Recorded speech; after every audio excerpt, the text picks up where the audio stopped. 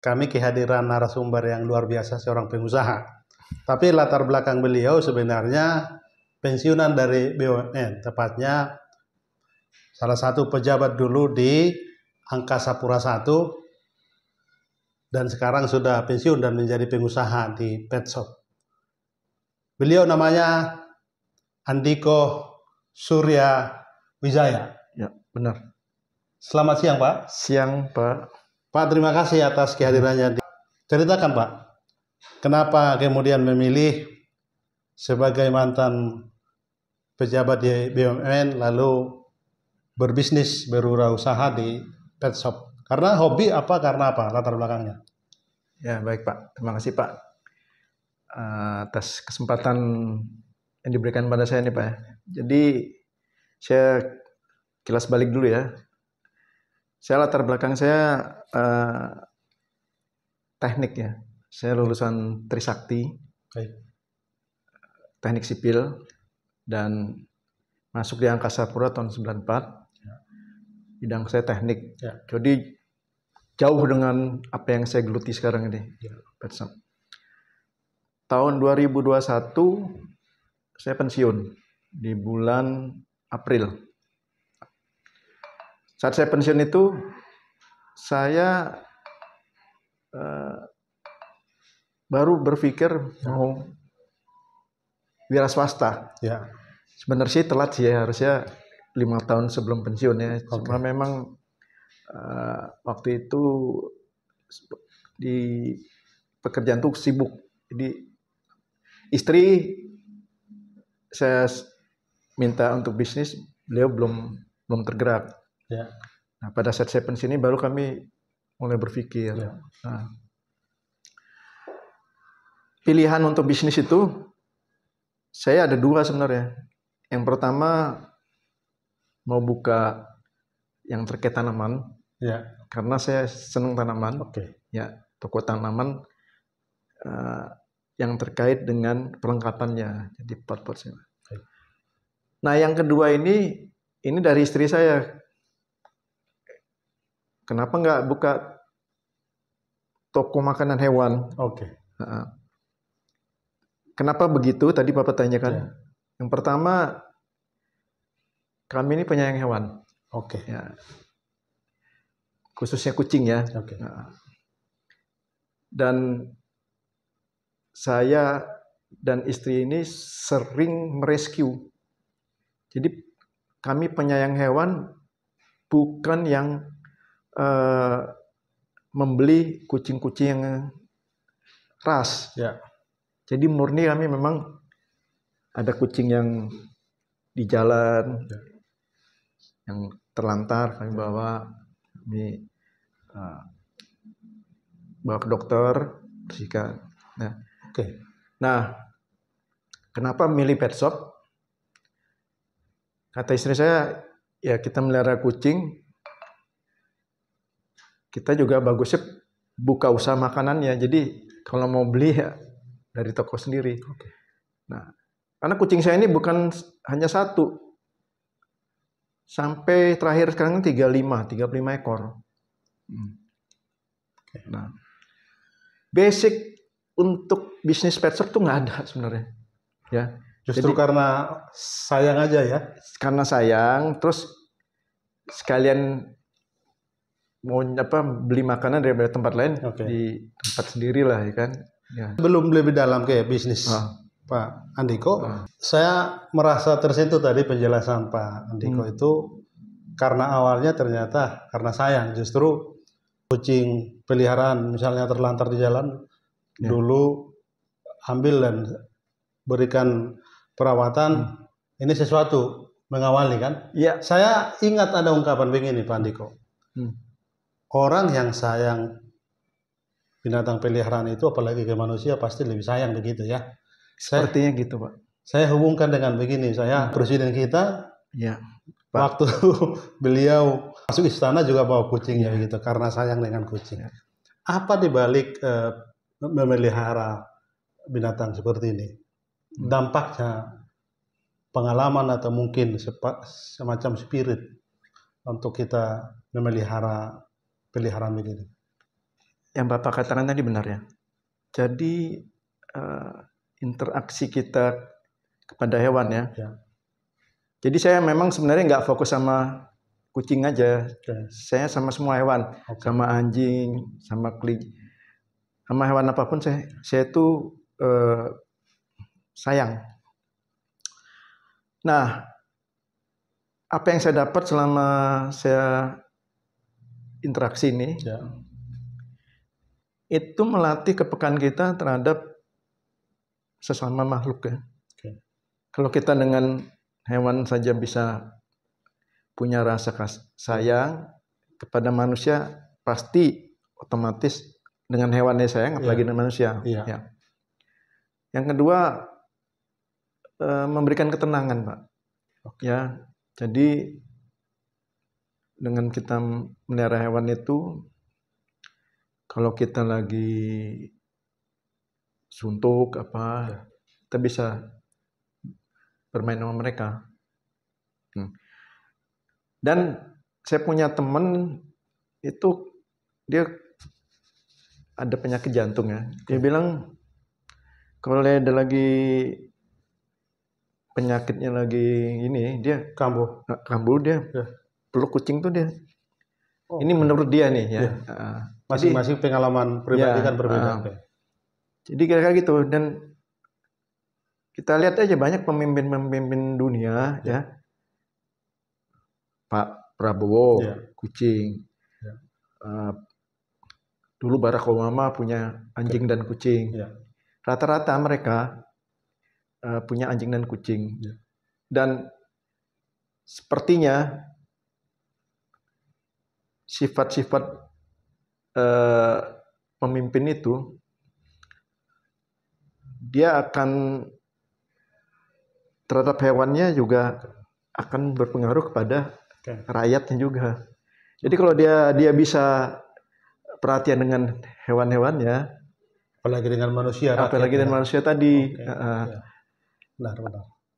Kebanyakan pemimpin tuh pasti punya hewan peliharaan. Bisa anjing, bisa kucing, bisa kelinci. Kalau kita lihat ya. Lalu kalau demikian apa yang kita bisa pelajari dari makhluk yang demikian? Karena mereka kan juga makhluk hidup.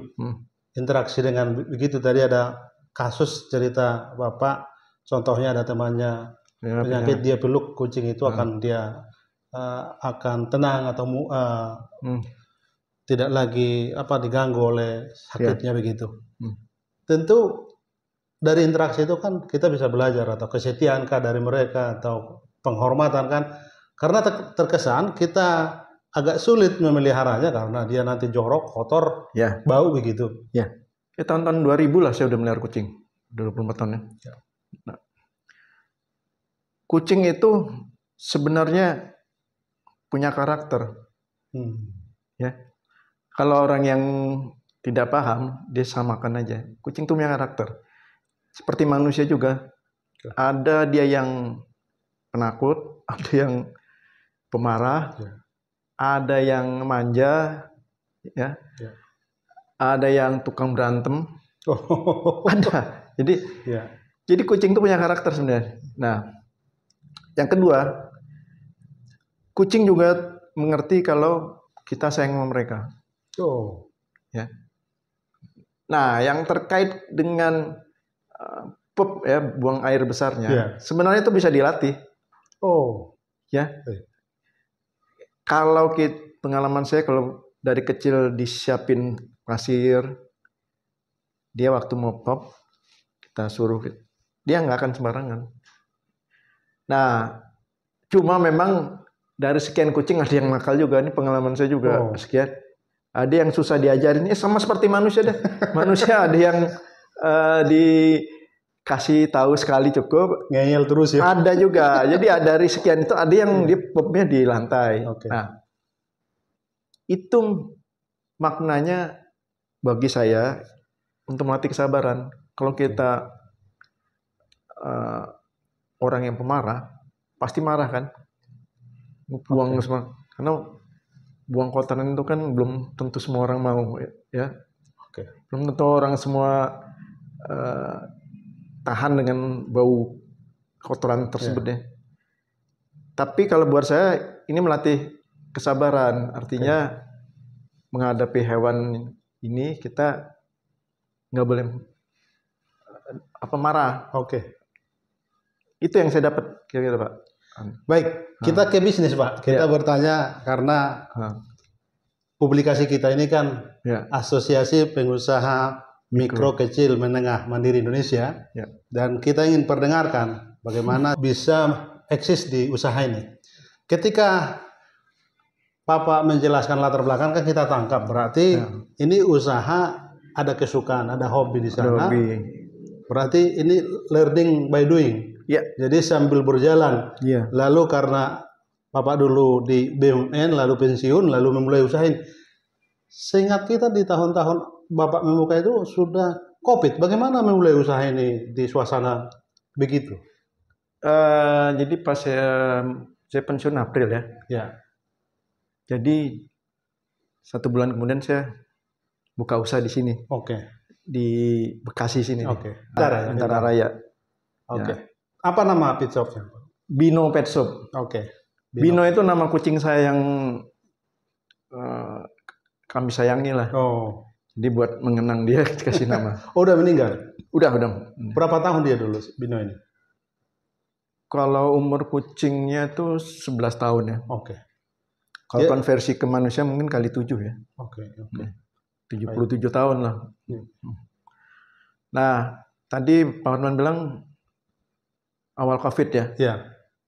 Ya benar. Memang waktu saya buka mulai COVID. Tapi justru waktu saya buka itu selama COVID, omset saya bagus. Waktu saya buka di awal COVID itu bagus Pak. Dalam setahun itu pelanggan dari saya mulai start awal trennya naik terus.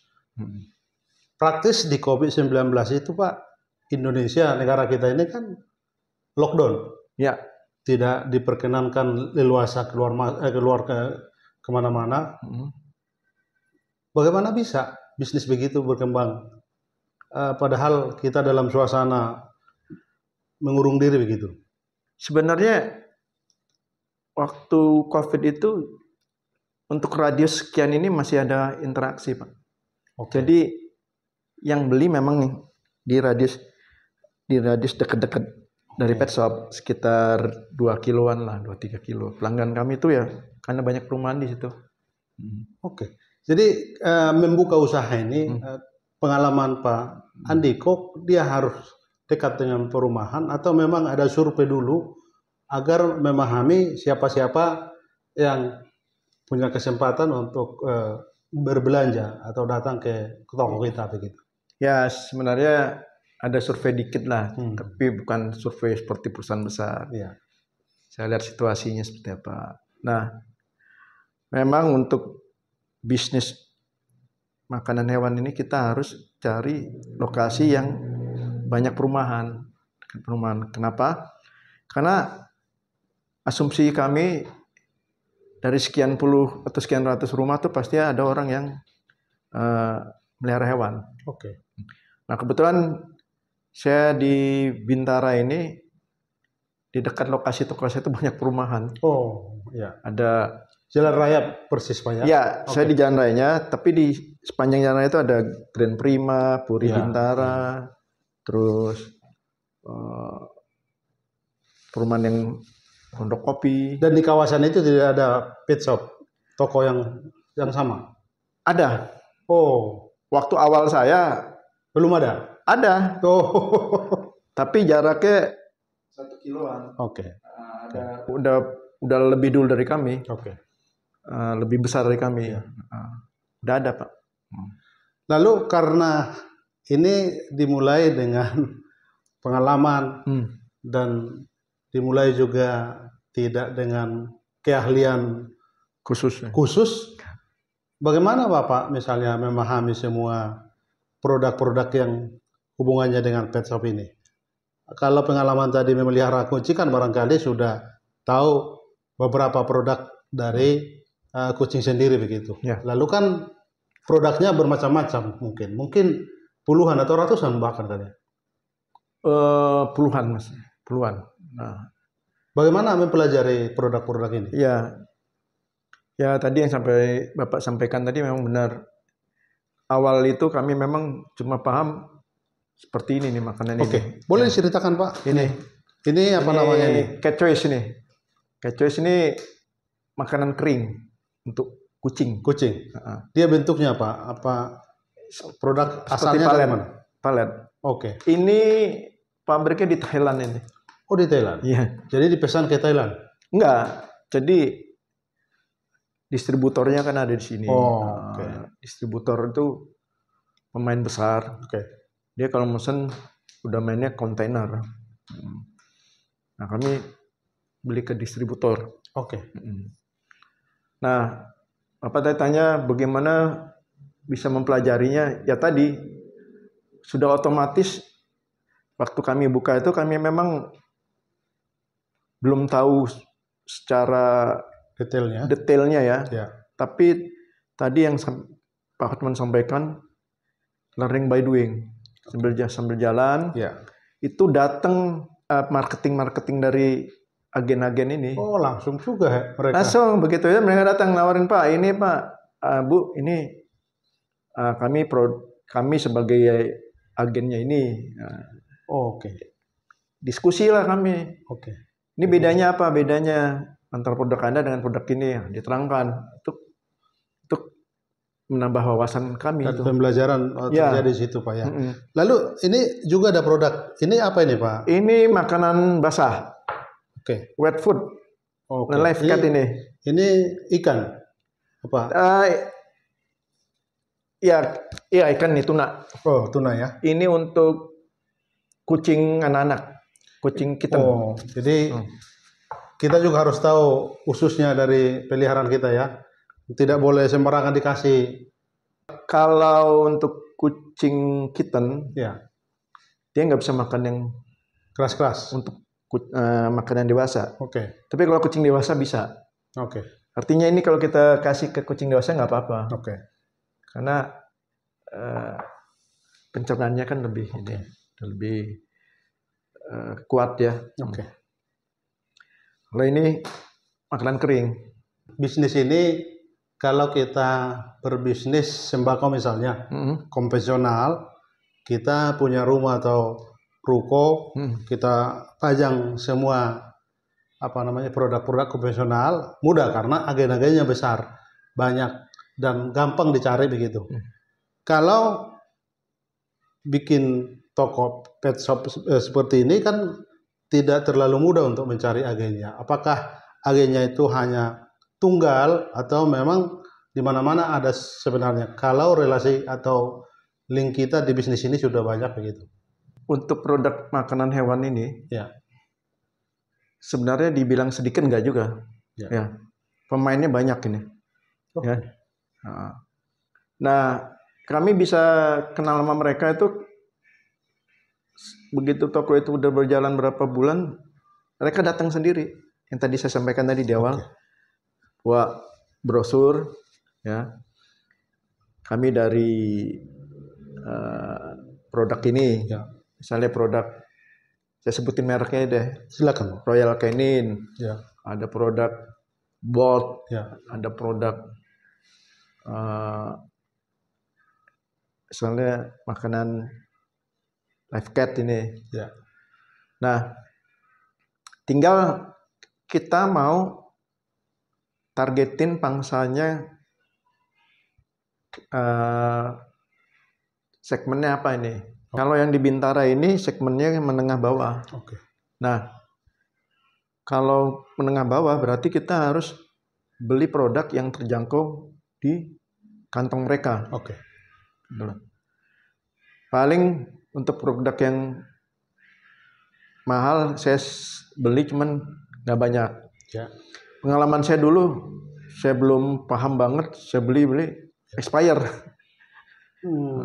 Nah, yang kedua kita juga harus tahu di lingkungan ini hewan yang dipelihara tuh dominan apa. Kebetulan di sini banyak kan kucing, Pak. Saya pernah dulu beli stok makanan anjing dengan kucing itu 40-60. Ternyata expire yang makanan anjingnya hanya. Nah, sekarang saya siapin di toko saya makanan untuk anjing nggak banyak.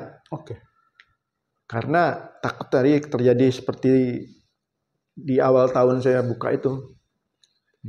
Untuk menjaga pelanggan dan untuk menjaga relasi bisnis di lapangan, adakah misalnya pertemuan atau semacam pelatihan atau organisasi yang menaungi agar semua yang berbisnis bidang ini juga saling memberi masukan atau saling belajar begitu?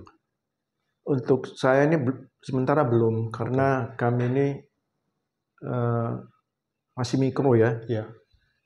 Tapi rencana ke depan mungkin nanti kalau ini berkembang besar, mungkin ke arah sana. Organisasi juga ada sebenarnya. Tapi anggota dari organisasi Persep ini kebanyakan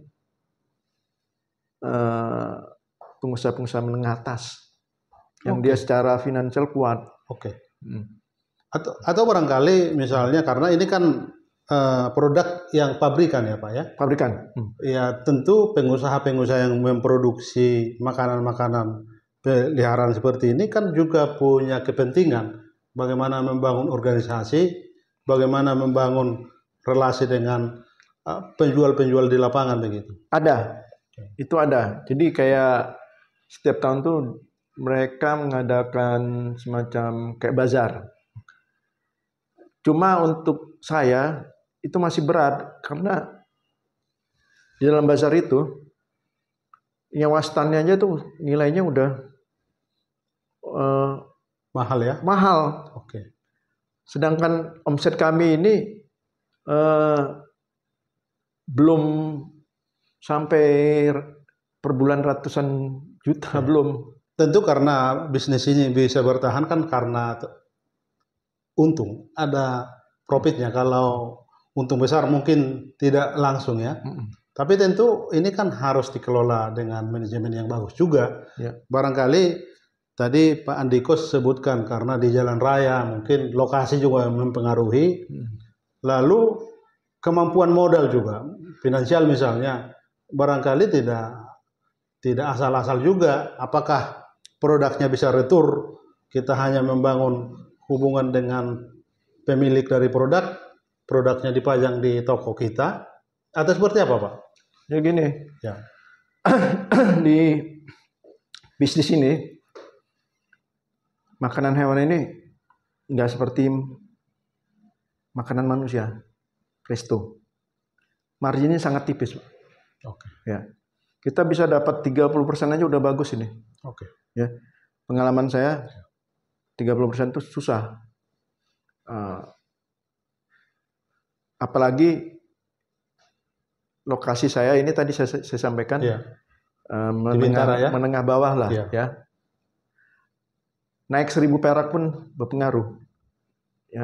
Membina hubungan dengan customer ya. Saya memperlakukan mereka ya seperti teman saja. Jadi kalau datang dia nanya kita jawab. Kan kadang-kadang ini yang bagus makanan apa? Atau ini kucing saya lagi sakit mata. Ada nggak obat? Oh ini pakai ini. Nah, membina hubungan seperti itu. Yang kedua, mereka bisa mesen lewat telepon. Jadi saya antar. Free nggak pakai ongkos. Asal radiusnya 2 kiloan lah. Itu juga mengadopsi sistem digital sekarang ya. Kita tidak boleh lagi hanya melulu mengharapkan orang datang ke toko ya. Di lewat telepon bisa juga dilayani. Hebat. Lalu kita kasih diskon juga kalau yang pelangganan diskon. Kalau beli banyak kita kasih diskon. Tapi tentu kan bukan hanya Pak Andiko yang melakukan, ada staf atau karyawan yang juga harus digaji pasti. Ada. Karyawan merangkap. Jadi saya menggaji karyawan tuh sekaligus groomer juga. Groomer tuh tukang mandiin hewan. Supaya efisien kan. Selain menjual makanan-makanan binatang peliharaan, juga disediakan untuk memandikan binatang. Itu juga dikenakan biaya. Kenain biaya. Oh, mandi kutu, mandi lengkap, mandi kutu, jamur. Lalu penitipan biasa ada juga orang saya dengar menitipkan binatang peliharaan. Ada, saya juga ada pet hotel. Oh. Nah, tapi karena ruangan saya kecil, saya nggak bisa terima banyak-banyak. Paling yang booming itu kalau pas hari raya. Oh, kenapa pas di hari raya? Karena mudik? Mudik. Oh. Mereka titip. Nah, itu saya taruh ke rumah saya biasanya. Oke. Saya yang monitor sendiri. Dan memang harus dijaga ya, karena kesayangan yang menitip. Kalau sampai saya nggak, kalau cuma 1 hari aja di toko, tapi kalau udah sampai 3-4 hari saya taruh di rumah saya, kasih AC gitu. Oh, jadi sudah harus memang perawatannya mumpuni ya, karena dia harus dibikin di ruang AC, harus nyaman begitu. Harus nyaman. Karena kan kita harus menjaga kepercayaan dari pelanggan. Jangan sampai dia sakit. Gitu. Kalau bisnis ini Bapak sebut malah di masa Covid itu agak menaik penjualan. Tapi sekarang netral lah ya. Sekarang menurun, Pak. Menurun? Iya.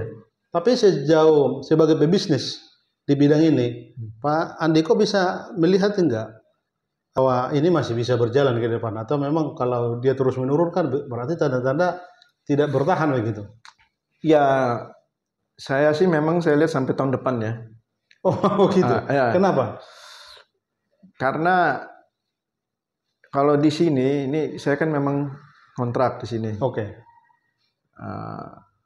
Untuk cost-nya, kalau dengan omset saat ini hanya bisa untuk bayar karyawan sama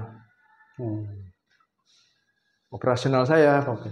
Dan pesaing juga udah mulai banyak di sini. Jadi pesaing-pesaing yang besar itu, yang pershop papan atas.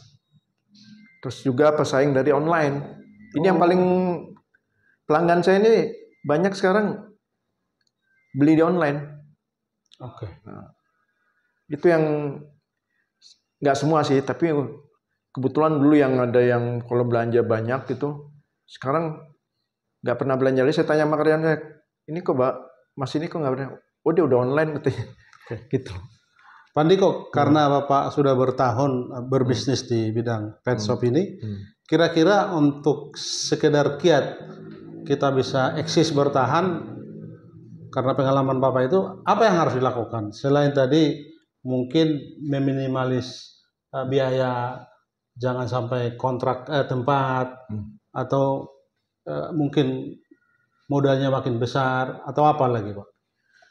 Ya, pengalaman saya. Jadi saya ini waktu 2 tahun itu kan omset saya naik. Terus saya nafsu buka cabang. Oh, sudah ada cabangnya? Ya. Cabang pertama di Cilangkap. Oh. Saya udah survei. Situ rame kan. Saya sewa tempat. Ternyata sepi, Pak. Yang di Cilangkap sepi ya? Nah, saya tutup. Padahal udah ngontrak 2 tahun, setahun saya tutup. Karena omset hariannya nggak bisa buat biaya listrik segala macam. Saya tutup. Kemudian itu saya survei juga. Ada perumahan, ya. Saya sewa situ lebih besar tingkat. Ternyata lebih parah lagi daripada yang di Cilangkap. Ya. Jadi dari situ saya berkesimpulan untuk teman-teman yang mau buka usaha ini sebaiknya nggak usah buru-buru mau buka cabang. Jadi walaupun tren omset kita bagus, fokusin aja di usaha yang satu ini aja dulu, di satu tempat dulu. Kuatkan dulu fondasinya, kalau nanti ini sudah settle, silakan untuk buka cabang. Nah, yang kedua, dalam mencari lokasi untuk cabang itu memang perlu evaluasi yang mendalam. Jadi kalau cuma berdasarkan traffic saja itu nggak jaminan. Ini pengalaman saya. Trafficnya rame, tapi orang yang belanja nggak ada. Gitu lah. Bagaimana pendapat Pak Andiko dengan ungkapan di manajemen selalu dikatakan ini, jangan taruh telur di satu keranjang begitu. Artinya kalau kita berbisnis jangan satu tempat saja modalnya fokus, termasuk ekspansi untuk berkembang lewat pembukaan cabang kan juga bagian dari tidak satu keranjang telurnya ditempatkan. Iya, itu nggak salah. Ya. Cuma kalau kita belum settle yang di tempat yang satu ini, yang existing ini, kita jangan coba-coba untuk buka cabang. Ini saya udah mengalami sendiri. Baru 2 tahun, baru mau 2 tahun, baru 1 tahun, mau kedua tahun saya udah nafsu buka di Cilangkap.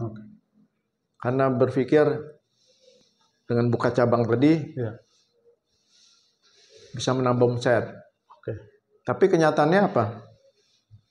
Bukan omset yang tambah, cost yang nambah. Jadi merugi ya? Rugi. Nah, saya masih penasaran lagi, saya cari tempat lagi di Pondok Kopi. Dapat setingkat. Lebih mahal lagi sewanya. Ya. Ternyata omsetnya lebih parah daripada di Cilangkap tadi. Pak Andiko, kata penasaran itu menurut saya penting juga kami tanyakan. Karena dalam wirausaha semangat penasaran itu, ingin berkembang itu kan selalu harus ada penasaran. Dan satu hal dalam jiwa wirausaha itu kan harus daya tahannya kuat. Karena memang mental diuji. Jadi ujian sesungguhnya dalam jiwa wirausaha itu memang mental begitu. Karena jatuh bangun, bisnis kita tidak jalan. Tapi begitu sekali gagal tidak boleh keder atau langsung mundur dari perjuangan untuk wirausaha. Apa konteksnya itu untuk kita belajar dari pengalaman Pak Andiko agar kita terus bukan berpetualang ya, tapi penasaran untuk makin berkembang. Usaha sudah jalan, tapi barangkali ada ruang-ruang lagi untuk cara untuk mengembangkan usaha. Ya begini, saya sering diskusi dengan orang-orang yang bisnis ini. Jadi memang bisnis ini ya. Saya nggak bicara bisnis yang lain, bisnis itu harus minimal kita 5 tahun. Kita harus tahan. Nah, setelah 5 tahun itu kita baru bisa tahu bisnis ini berkembang apa enggak. Jadi dari mulai awal sampai 5 tahun ini memang tadi perjuangan, Pak. Artinya kalau daya tahan kita nggak kuat, di pertengahan berhenti. Nah, saya ini kan 2021, udah 3 tahun, tinggal 2 tahun lagi nih. Ya, apakah ini nanti saya bisa terus atau enggak? Saya lihat selalu ada ujian. Gitu, Pak. Jadi dalam bisnis ini memang mungkin di semua bisnis sama, harus ulet dan bisa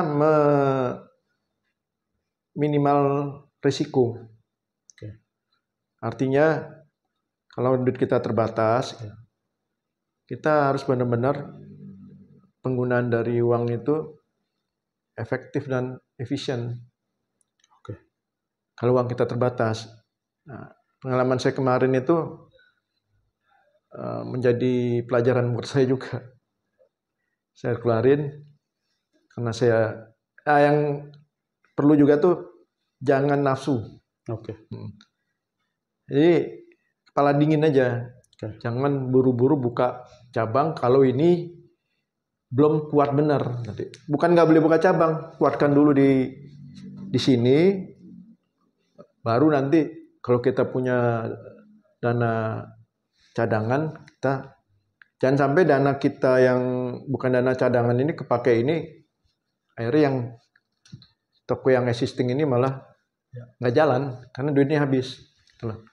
Baik, sebagai wirausaha, entrepreneur, apa yang harus juga kita sadari pentingnya kita ada dalam satu komunitas. Karena tadi dengan kemampuan pengalaman kita kan kita sudah lakukan. Kita bayangkan dengan ada komunitas, dia seperti bara yang selalu dekat bara yang lain. Dia terus saling melengkapi, saling membutuhkan. Dan di situ komunitas itu kan saling memberi edukasi. Konteksnya di ACMI Kimdo ini kan juga bagian dari membangun relasi agar bara jiwa entrepreneur itu muncul terus. Kita ada di komunitas, di asosiasi begitu. Menurut Pak Andiko, pentingnya komunitas atau organisasi untuk saling merangkul itu apa? Oh, sangat penting. Karena ibaratnya begini, kalau kita tidak punya network ya. Kita susah ini untuk ini. Ya kan? Nah, untuk bisnis ini sebenarnya komunitasnya saling beririsan antara komunitas dari pabrikan, komunitas dari seller, sama customer. Ya. Kalau kami mungkin karena pengusaha kecil, nggak ke pabrikan, kami ke agen ya. Nah, ini kami punya link dengan beberapa agen ya, yang dia akan ngirim barang ke kami, tinggal pesen aja. Nah, kalau untuk komunitas yang perlu kita jaga itu dengan pecinta hewan, pecinta kucing, shelter gitu ya. Selain dengan pelanggan yang perumahan ya, itu shelter juga. Saya juga kadang-kadang ngasih sumbangan juga. Nah, gunanya apa? Mereka kan akan nanti menginfokan kepada komunitasnya. Jadi menurut saya memang penting kita dalam berusaha ini. Nah, seperti ACMI Kimdo ini juga penting. Kenapa? Karena di dalam wadah ini kan bisa saling berinteraksi sebenarnya. Apalagi Bapak tadi sampaikan udah ribuan anggota kan. Nah, ini saling berinteraksi. Misalnya yang sini butuh apa, bisa dipenuhi oleh anggota yang lain. Gitu, Pak. Sangat penting, Pak. Di dunia yang sekarang sudah tanpa batas ini ya. Karena pesaing untuk toko offline itu adalah toko online. Dan eranya sekarang era kerjasama. Ya. Kalau kita kayak saya ini, pesaing saya ini selain yang sesama ini offline, yang online. Saya udah coba online nggak bisa bersaing sama mereka. Saya juga buka di online kan. Karena di online ini ternyata pesaing kami ini partai-partai besar, pengusaha-pengusaha besar yang harusnya itu sebenarnya nggak boleh. Karena dia mengambil marginnya nggak masuk akal. Kecil sekali. Kecil sekali. Dia main di omset. Kalah saya udah nggak. Sudah banyak kita gali dari Pak Andiko sebagai pebisnis di pet shop. Sahabat ACMI Kimdo TV, begitu perbincangan kami dengan seorang wirausaha di bidang pet shop. Banyak hal yang kita bisa dengarkan. Barangkali Anda ingin berusaha di bidang ini, barangkali juga punya usaha di wilayah lain, bisa berinteraksi, menghubungi kami atau nanti kita sambungkan dengan Pak Andiko. Demikian sahabat, terima kasih. Mungkin